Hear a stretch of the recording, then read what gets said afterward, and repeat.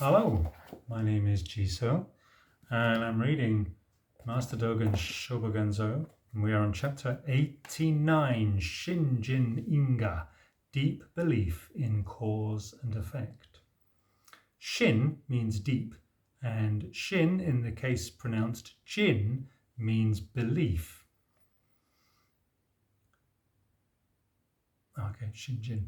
In means cause, and ka, or in this case pronounced ga, means effect. So Shinjin-inga means deep belief in cause and effect.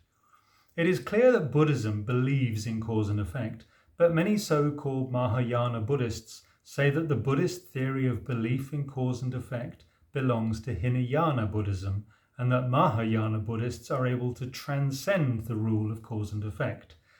This belief, however, is wrong. Master Dōgen emphasizes in this chapter that to understand Buddhism, it is very important to believe in the law of cause and effect. Chinese Buddhism contains a widely known story about a Buddhist priest who fell into the body of a wild fox because he denied the law of cause and effect, but who was saved by the words of Master Hyakujo Ikkei.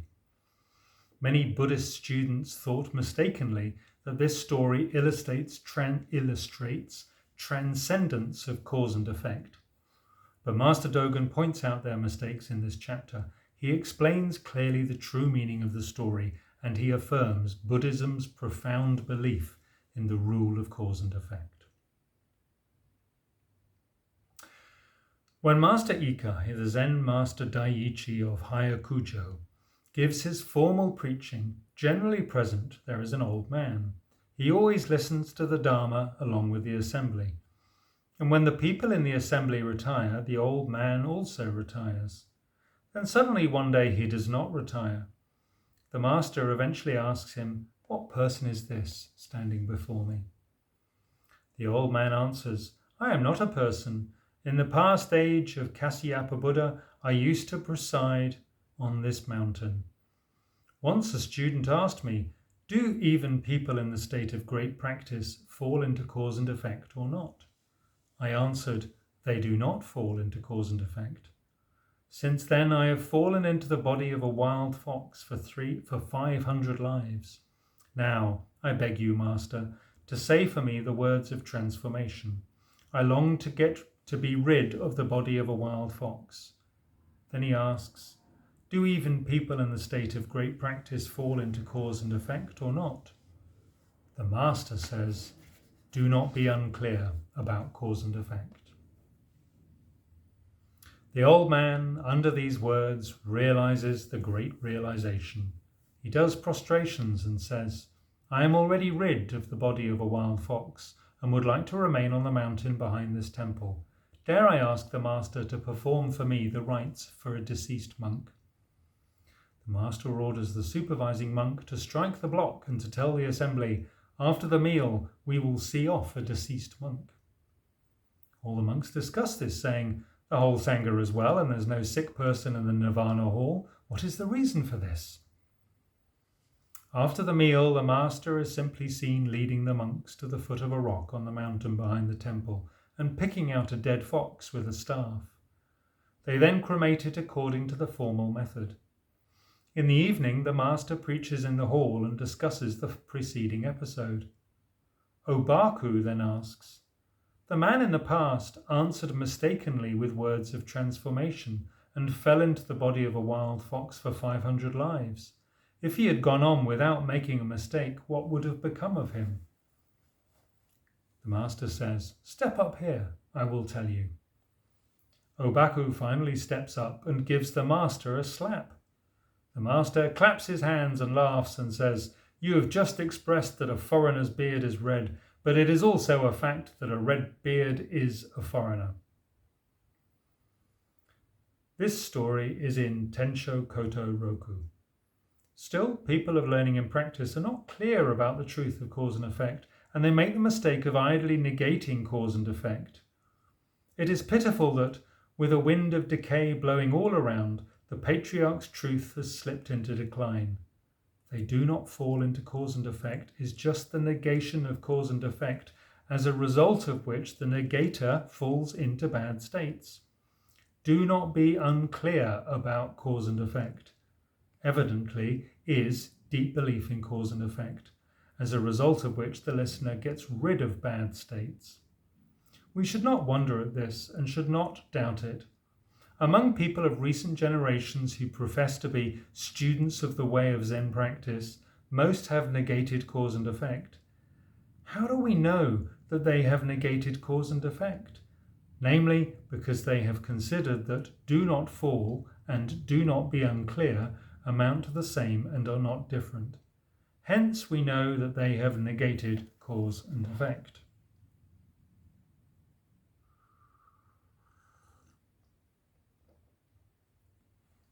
The 19th Patriarch, the Venerable Kumaralabdha, says, "In brief, retribution for good and bad has 3 times. Common people can see that to the good comes early death, to the violent long life, to the evil fortune, and to the righteous calamity. Whereupon people say that cause and effect is non-existent and that wrongness and happiness are meaningless. Particularly, they do not know that shadow and sound accord with their sources, without a discrepancy of 1,000th or 100th, and even with the passing of 100,000 myriad kalpas, never wearing away." Clearly we have seen that the ancestral patriarch never negates cause and effect. That present students of later ages do not clarify the ancestral founder's benevolent instruction is due to negligence in emulating the ancients. Those who are negligent in emulating the ancients and yet randomly call themselves good counselors to human beings and gods are great nuisances to human beings and gods and are the enemies of practitioners. You people before and behind me never preach with the purport, I'm never sure how you pronounce that word, with the purport of negating cause and effect to junior students and late learners. That is false doctrine. It is not the Dharma of the Buddhist patriarchs at all. It is due to sparse study that you have fallen into this false view. Patch-robed monks and the like of present-day China often say,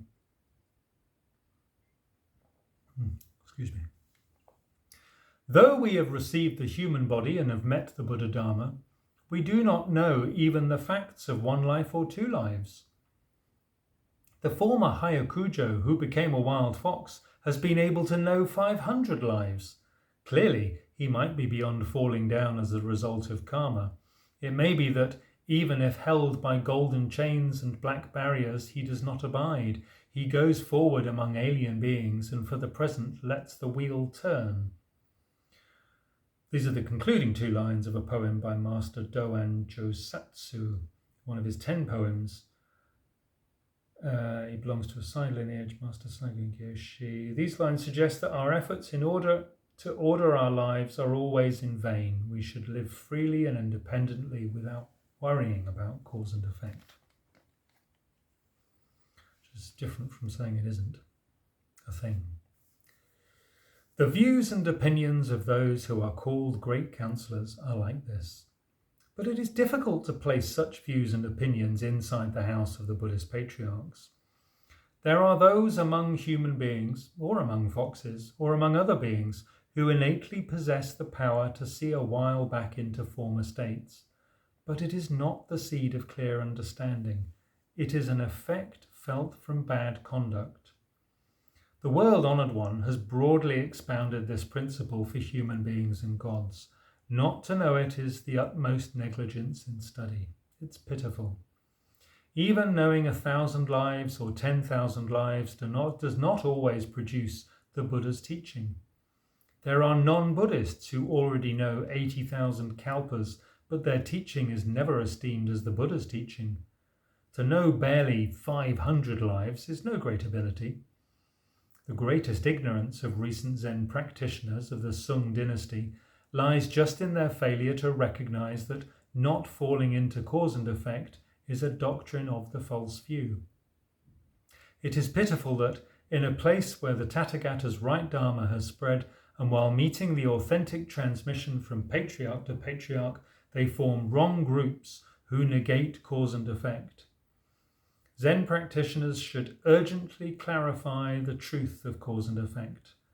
The truth of the present Hyakujo's not being clear, not being unclear about cause and effect is not to be ignorant of cause and effect.